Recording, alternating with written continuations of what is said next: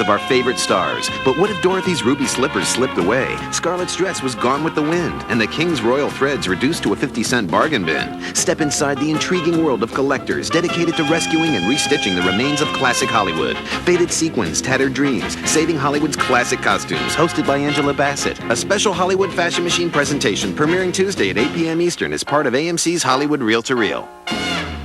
Movie lovers were always fascinated by the lifestyles of big-screen giants. You'll make $1 million. Studio heads, always keen to please their public, simply gave us what we wanted. They want to see me, Norma Desmond. Movies about movies, tales of fame, fortune, and tragedy.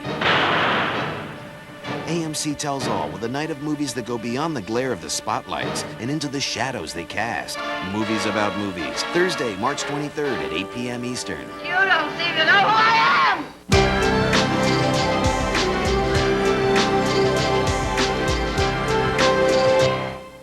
A gun is as good or as bad as the man using it. It's a movie of indelible imagery, made by a perfectionist, about a haunted man with an unshakable past. You were through with gunfighting. I changed my mind. See the movie that made Jack Palance a star and Alan Ladd a legend. So you're Jack Wilson. Shane. Next, right here, only on AMC. The following is brought to you by DeBeers, the world's diamond experts since 1888.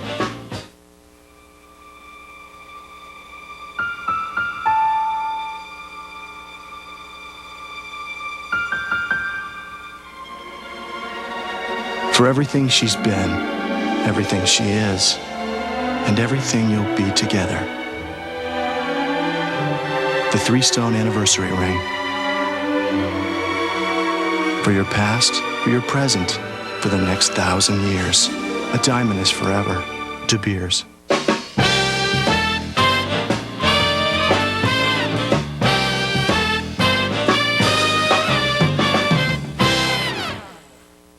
There are so many stories about the movie we're about to see that it's hard to know where to start. Well, one place we could start is right here at Radio City Music Hall, the showplace of the nation, the Rolls-Royce of theaters in America. This movie played 4 weeks here at Radio City. And here's one about the director of the movie. His name is George Stevens. For a scene in which Jack Palance is supposed to shoot Elijah Cook Jr., Stevens wanted the force of the bullet hitting his body to be really evident. Cook was harnessed with a rig that pulled him back as the bullet hit his body. Now, they do that all the time nowadays because, you know, what would a movie be unless you shoot a guy and he flies halfway across the room? But in those days, it was fairly new. Stevens also added his own subtle touch by giving Cook some instructions that nobody else heard.